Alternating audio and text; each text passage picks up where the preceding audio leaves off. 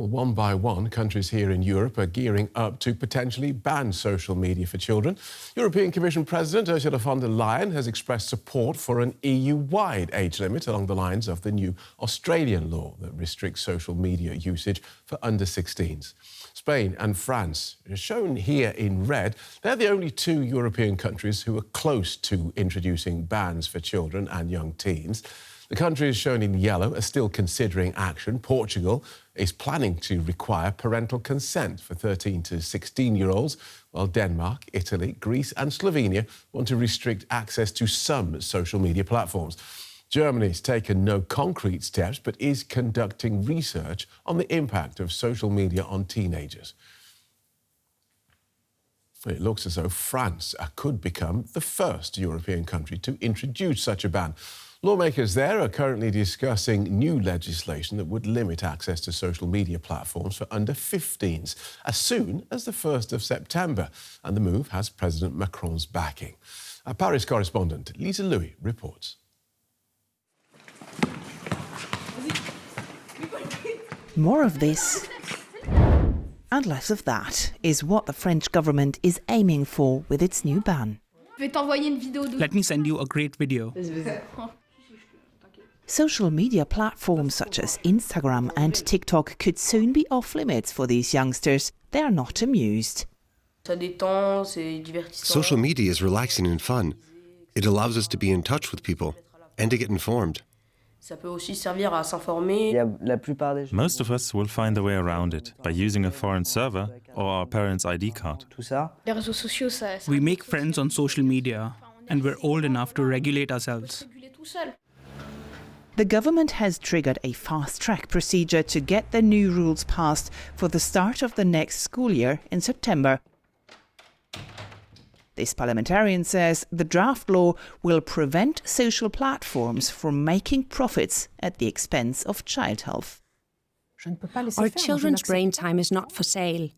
These platforms prevent the brain from developing correctly, quite the contrary. Look at the impact of social media. Sleep disorders, attention disorders, difficulties with concentration. Our bill gives a clear framework to those educating young children. It'll be easier for them to ban the use of social media. Protecting the young from social media has wide-ranging support in both houses of parliament. Still, some parliamentarians say the bill does not address the root problems. We should ban the most predatory algorithms the platforms are using to monetize people's attention. And we should focus on better educating children with regards to social media, and their parents too. Under the new rules, social media platforms would use third-party technologies to check the user's age. Other European countries are mulling similar thresholds. These governments know that it will be possible to circumvent the new rules, but this is also a way of putting down a marker of saying social media no longer have free rein.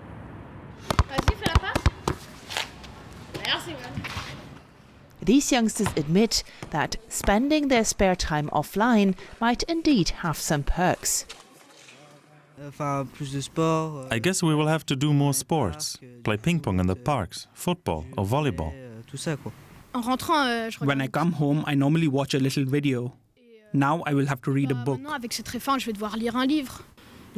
It's going to be hard at first, especially for those who are a bit addicted to social media, but we'll survive.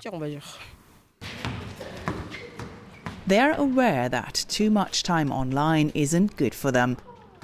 And yet, they can hardly imagine a future without social media. Let's get more on this from an expert on the internet and indeed the law. Matthias Kettemann is Professor of Innovation and Law at Germany's Leibniz Institute for Media Research. He joins us from Hamburg. Welcome to DW. I guess it's too early to get conclusive results from Australia's pioneering ban in this area, but from your studies and your researches, do you see social media bans as worth trying? No, because we shouldn't gamble with the communication rights of children. We should rather implement the laws which we have, and we should force companies to do their bit in protecting children and their mental health, not just throw the children out of the internet. All right. So if not a ban, then what? Just talk us through briefly what you would have countries make companies do.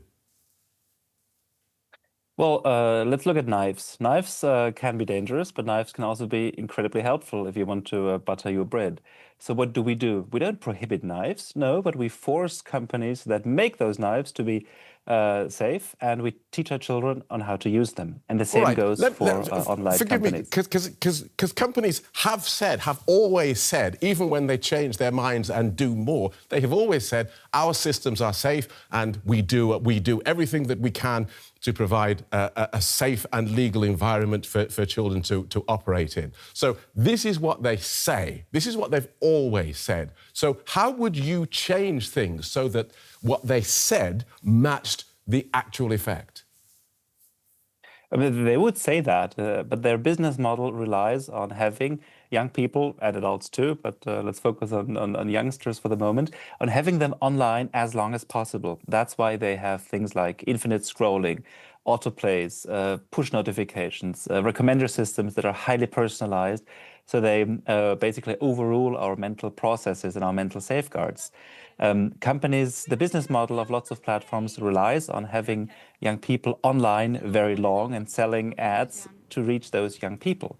What the Commission in a recent decision has said is that platforms, in that case TikTok, have to fundamentally change how they deal with children. They have to change their very business model. And that's, of course, more difficult than just calling for bans, but it's also much better for children and their communication rights. OK, so legal jurisdiction should force companies to take the mental health of children into account in what they do. But why not do that and ban it? Why not have a holistic system so that you are doing everything you can to protect children from the effects of this technology? Well, I mean, we're not keeping our children indoors because they might be hit by cars, but rather we tell them how to navigate online, and we tell car makers... Yeah, but children don't think they can drive cars all day, every day. Let's not keep doing these comparisons. Let's stick to what we're talking about. Lovely. Absolutely. Bans are the last resort. You know, if you prohibit something, that means you've tried everything else. No, again, forgive me for interrupting, but clearly you're the expert in this, but I asked you quite a specific question. You've said bans is a last resort. Clearly, bans is not a last resort. Bans is the next resort, and then we'll see what happens. Why not use a ban as well as all the rest of it? That was my question. Absolutely. So when you ban children from online platforms, they can no longer communicate with their peers. They cannot develop relations to other children. They cannot find young people who share their beliefs, who share their ideas. Especially what were they doing before social media? What were they? Surely young people have been doing all of that for thousands of years. Your argument makes no sense. Well, I'm not sure it doesn't make sense, because look at us, you know, before we had internet access, we were also able to communicate. But if somebody told us, you know, nobody above 50 can now use the internet, we would see that as a huge violation of their rights, right? And then we'd pick up a phone, or then we'd actually go out and talk to someone face to face.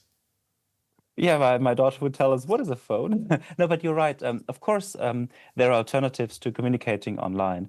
But given what we know about how platforms use all of the psychological hacks to keep children online longer, I think that it makes more sense to address that problem, to make them protect children better than just to tell children you're no longer welcome online. In all of the research that you've done, have you ever encountered a social media company that has adopted the approach that you have outlined there, under pressure of either national or supranational governments? Have you ever known a social media company to say, well, do you know what? We hadn't thought of that. Yes, we really should do much more to help children instead of what we're doing now? Well, the ones that did that would have gone out of business, because obviously it's not a good business case to say, let's not make our platforms addictive. Well, surely that just shoots holes in your whole argument then. No, because platforms have to be under the threat of penalties, be forced to change their systems. We haven't successfully done so in the past. We've never actually forced platforms to protect the rights of children. Bans are easier for governments to suggest and to implement because parents love them, voters like them, and children don't vote anyway. I would really want to see, governments trying to ban those people that are really responsible for disinformation spreading, and that's the generation 60+. Right, that's a different discussion. We will do that discussion another day. But you've brought us to one of the really interesting bits about the Australian legislation. Australia, of course, being the only country so far that has introduced this ban. And one of the particularly interesting things that they have done is that they have made the social media companies themselves legally responsible for verifying users' ages. They're doing that rather than having government or national regulators do that. This is what we want. You're clever people. Figure it out, they say. What do you think of that approach? Well, I mean, it makes the companies moderately happy because they now have a reason to collect even more data about young people. But you're right. I don't think that the idea to give companies the responsibility to make sure that the age fencing works is a good approach. Giving them more data doesn't make sense. Forcing them to use algorithmic predictions regarding the age of somebody using their platform only tells them that they should, invest more in algorithms, which they're doing anyway. So personally, there are more data-sensitive options which would protect the rights of all internet users better than the Australian model.